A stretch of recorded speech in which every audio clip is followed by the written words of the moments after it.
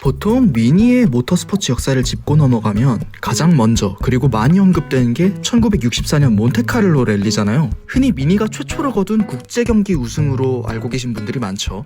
사실은 그보다 2년 앞선 1962년 네덜란드에서 열린 튤립 랠리를 사실상 미니의 첫 국제대회 우승으로 여기고 있어요. 그리고 그 미니의 운전대를 잡은 드라이버는 바로 여성이었습니다.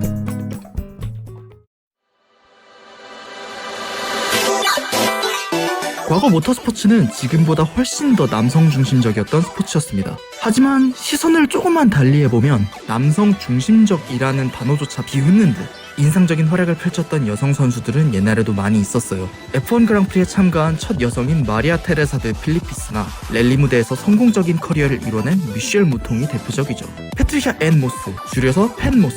그 역시 그런 환경 속에서 재능을 꽃피운 드라이버였습니다. 일단 가족들이 전부 모터스포츠와 연관돼 있었어요. 아버지 알프레드 모스는 치과 의사임과 동시에 모터사이클 엔진을 얹은 사이클카를 타는 레이서였고, 어머니 에일린 모스는 힐클라임 경기에 참가한 기록이 있죠. 세계대전 당시 앰뷸런스 운전자였다는 점도 특징입니다. 그리고 그의 친오빠는 후일 전설적인 드라이버이자 F1에서는 무관의 황제라는 별명을 남긴 스털링 모스였죠. 이런 집안에서 자동차, 레이싱을 멀리할 수 있을까요? 당연히 그럴 수가 없겠죠. 그도 그런 것이 펫이 가족들로부터 운전을 배우기 시작한 시기는 불과 11살 때였거든요.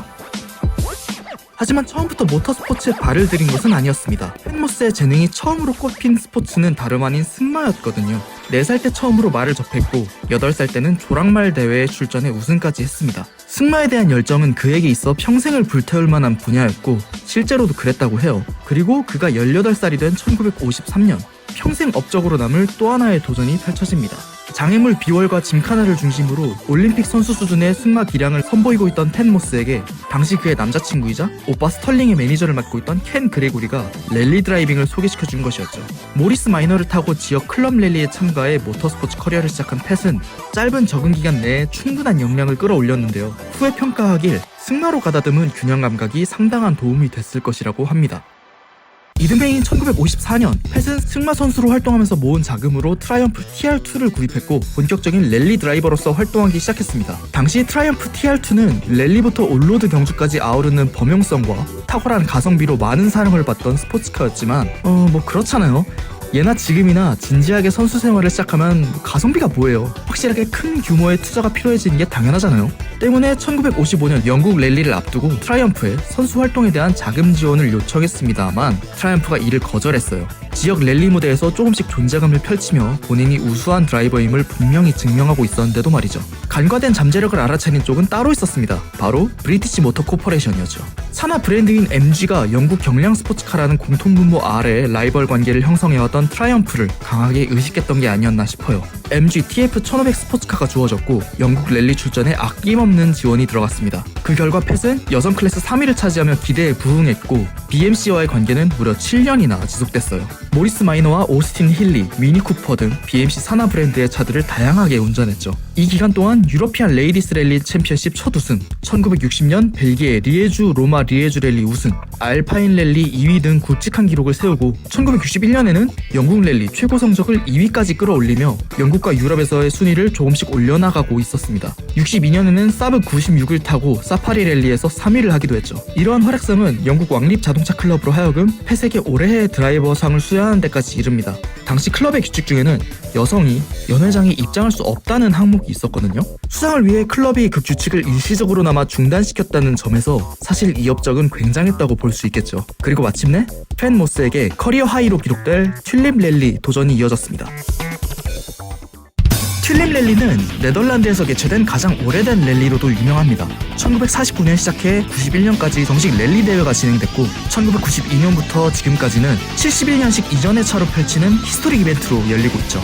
1962년 유럽 랠리 선수권 2라운드로 개최된 튤립 랠리는 네덜란드 노르트베이크를 출발해 독일 뉘르부르크링과 프랑스를 거쳐 모나코 몬테카를로까지, 거기서 끝나지 않고 다시 프랑스를 횡단해 룩셈부르크와 벨기에를 거쳐 네덜란드 노르트베이크로 돌아오는 2500km의 장거리 코스로 구성됐습니다. 과연 국제 랠리라고 부를만 하죠.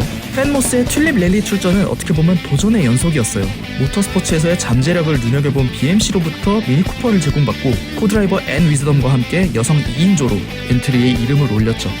이게 많은 사람들에게 재미있는 작은 차에 탄 두 명의 여성으로 기억됐지만 사실 이게 좋은 의미는 아니었죠. 당시 분위기에선 적지 않은 남성들이 여성들은 평행 주차를 할 수 있다면 기적이라고 생각할 정도로 여성의 운전 실력을 과소평가했으니까요. 하지만 펜모스는 노련했고 이미 영국 지역 랠리에서 미니쿠퍼를 몰아본 경험이 있었죠. 이 작은 차의 강점을 어떻게 하면 확실하게 끌어낼 수 있을지를 알았던 겁니다. 코드라이버 앤 위즈덤은 본래 차멀미가 굉장히 심한 데다 대회 출전 당시에는 아이까지 임신 중이었다고 해요. 그럼에도 불구하고 코드라이버로서 할 수 있는 모든 것을 해내며 착실하게 펫을 도왔습니다. 그 결과 볼보 5544, 사브 96, 벤츠 220 SEV, 알파로메오 줄리에타 등 막강했던 경쟁 차종을 모조리 따돌리고 우승을 차지했습니다. 이후 펜모스는 승마 장애물 비월 종목에 바로 참가하기 위해 축하 인사도 생략하고 바로 비행기를 타러 갔어요. 남들 조롱 같은 건 모르겠고 좋아하고 자신 있는 종목에 도전했고 이겼고 자신이 좋아하고 잘하는 또 다른 종목에 참가하러 갑니다. 남들 반응 같은 거 뭐 알바임? 우승했다 나 간다. 이건 자신을 업신여기 있는 사람들에게 역으로 한 방 먹이는 효과도 분명 있었을 겁니다.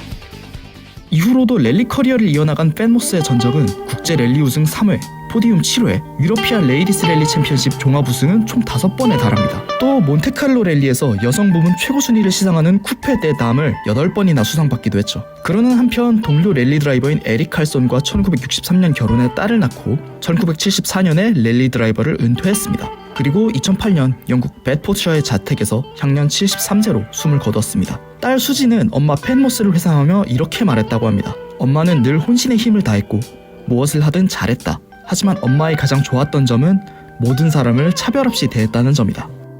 2022년 올해는 펜모스의 네덜란드 튤립 랠리 우승 60주년입니다. 미니는 당시 우승했던 미니쿠퍼와 여성으로서 의미 있는 도전을 펼친 펜모스를 기념하기 위해 미니 JCW의 특별 사양을 출시한 바 있었죠. 안녕하세요. 미니 계양전 시장의 서상원 대리입니다. 오늘 제가 소개해드릴 차량은 미니 3도어 JCW 펜모스 에디션입니다. 국내에는 60대 한정으로 판매하는 차량이며 미드나잇 블랙 컬러의 멀티톤 루프가 적용된 차량입니다. 특징으로는 화이트 가로 스트라이프 무늬의 데칼이 적용되어 있으며 보통 일반적으로 JCW 차량은 세로로 적용이 되어 있지만 이 차량은 가로로 적용되어 있으면서 에디션의 특징을 조금 담아내고 있는 차량입니다. 사이드 스커트 하단부에는 당시 주행 거리라던가 경로를 나타내고 있습니다. 전체적으로 네덜란드를 상징하는 튤립을 그래픽화하여 곳곳에 디자인적인 요소로 반영한 부분이 특징이라고 할 수 있습니다. 범퍼 하단부에 보면 펜모스의 친필 사인을 이미지화하여 포인트를 준 부분이 있습니다. 그리고 아까 설명드렸던 가로 데칼에는 당시 우승을 할 때 차량의 등록번호였던 737ABL이라는 문자가 3차원 느낌으로 해가지고 은은하게 적용이 되어 있습니다.